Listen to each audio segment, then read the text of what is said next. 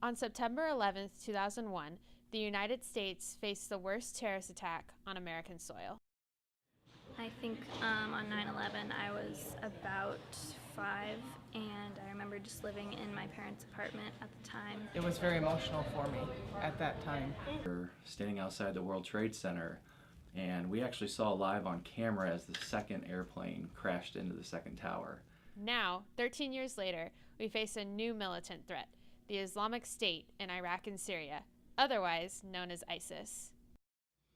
ISIS is very dangerous because considering that they became so popular and powerful in the short time, its growth has been phenomenal, and its potential for destruction in this region is enormous. Last Wednesday, President Barack Obama announced a new campaign in the Middle East to combat ISIS.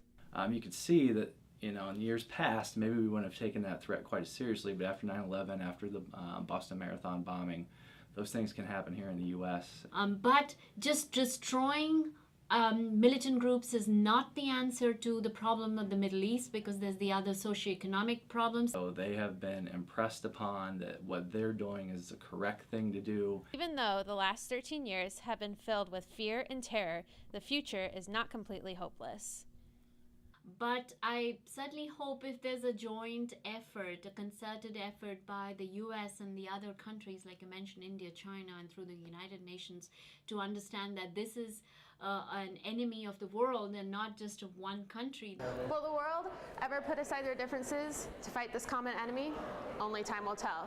This has been Samantha Calderon along with Igor Konlemovich reporting for the Puma Press at Paradise Valley Community College.